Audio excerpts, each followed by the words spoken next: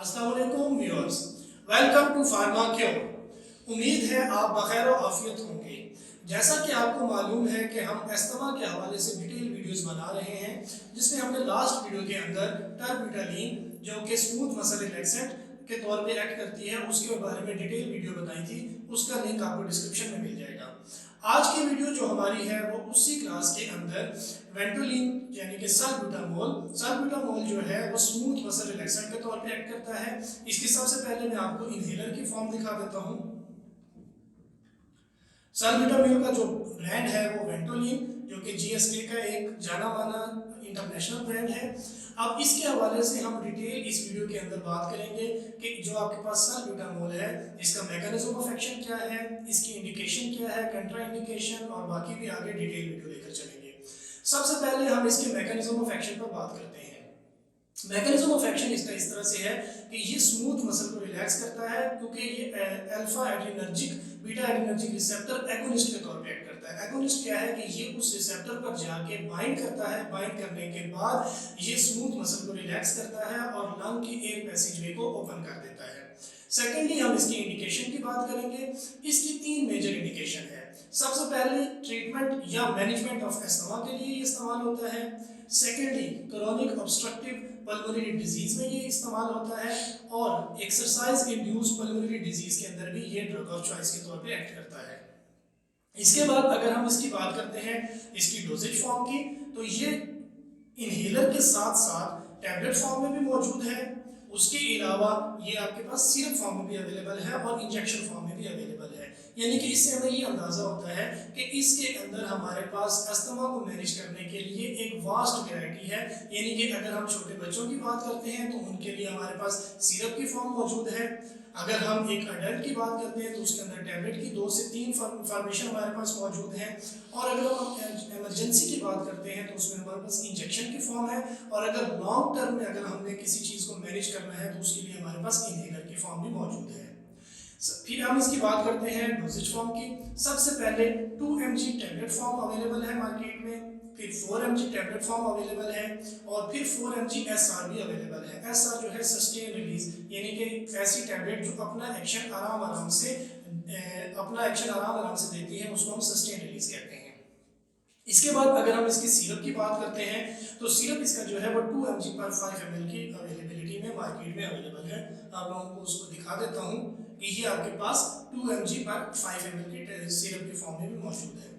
इसके बाद अगर हम इसकी प्रिकॉशनरी मेजर्स देखते हैं तो प्रिकॉशनरी में इसमें ये देखा जाता है क्योंकि आपके पास जो बीटा एड्रिनर्जिक रिसेप्टर एगोनिस्ट के तौर पे एक्ट करते हैं वो तमाम की तमाम जितनी भी मेडिसिन है वो सब की सब जो आपके टैकीकार्डिया के पेशेंट हैं यानी कि हार्ट के डिजीज वाले पेशेंट हैं उनके लिए उनको कंट्राइंडिकेशन किया जाता है क्योंकि ऐसे पेशेंट में ये बीटा ब्लॉकर यानी कि प्रोपेनोलोल या बाकी जितनी भी इस तरह की मेटोप्रोलोल वगैरह है उनके साथ ये ड्रग इंटरेक्शन शो कर सकती हैं, इसलिए इसको वार्निंग या प्रिकॉशनरी के तौर पे लिया जाता है।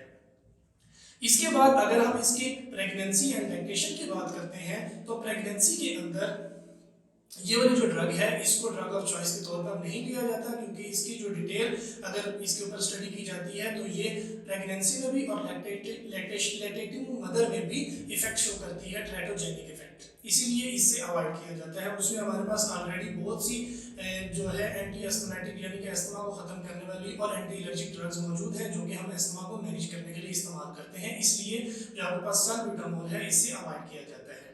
इसके बाद हम इसके एडवर्स इफेक्ट की बात करते हैं तो एडवर्स इफेक्ट में इसके सेम वही एडवर्स इफेक्ट आते हैं जैसे आपके पास टर्बिटालीन के आते हैं, यानी कि नोजिया, वॉमिटिंग है, हेडेक है। इसके अलावा जो आपके पास ये हाइपोकैलेमिया कॉज करती है और हाइपरग्लाइसीमिक इफेक्ट भी शो करती है, ये इसके साइड इफेक्ट्स में आ जाता है।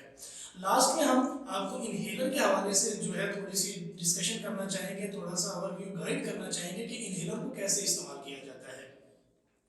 इनहेलर को इस्तेमाल करने के लिए आपको क्या करना है कि जो इनहेलर है उसको आपने उस जो जहाँ से उसको पंच किया जाता है उस जगह से पंच करने से पहले आपने अपने उसका जो उसके 2 हिस्से होते हैं, एक उसका एक्टिवेटर पार्ट होता है और एक उसका माउथ पीस होता है।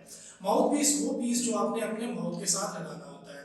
एक्टिवेटर पार्ट वो जगह होती है जहाँ से आपने उसको एक्टिवेट करना है और उसकी वजह से आपकी जो मीटर डोज है। मीटर डोज से क्या मुराद है कि उसके अंदर जिस तरह से अगर हम इसकी बात करते हैं तो इसके अंदर जब आप एक बार इसको पिंच करते हैं तो ये 100 माइक्रोग्राम की जो है वो डोज देता है। और इसके अंदर ऊपर बाकायदा तौर पर मेंशन है कि इसके अंदर 200 मीटर डोजेज है, यानी कि अगर 2 बार आप करते हैं फिर 3 बार तो ऐसे ऐसे इसके टाइम कम होता जाता है, यानी कि 200 से फिर 198 फिर 195 और सो ऑन। ठीक है। अब आप क्या करेंगे कि जब आप इसके माउथ पीस के साथ अपने लिप्स को लगा लेंगे तो वो बाकायदा तौर पर सील हो जाएगा। उसके बाद आप क्या करेंगे कि जो अपनी डीप ब्रेथ लेंगे, डीप ब्रेथ से क्या मुराद है कि सांस अंदर की तरफ लेकर जाएंगे। जिस वक्त आप सांस अंदर की तरफ लेकर जाएंगे उस वक्त आप एक्टुएटर को एक्टिवेट कर देंगे। उसी सूरत में आपकी जो डोज है वो आपके लिप्स से होते हुए आपकी जो है लंग्स तक पहुंच जाएगी और उसके बाद आपने सांस को आहिस्ता आहिस्ता रिलीज करना है। ये इसका एक रिकमेंडेड मेथड है जिसके जरिए से जितने भी आपके पास ये इनहेलेंट है उनको आप इसी तरीके से लेते हैं। उम्मीद है आपको ये जो तरीका है काफ़ी बेहतर तरीके से समझ आया होगा। आप लोगों से उम्मीद है कि आप इस वीडियो को ज़्यादा से ज़्यादा शेयर करेंगे, वीडियो को लाइक करें और चैनल को सब्सक्राइब कर लें। शुक्रिया।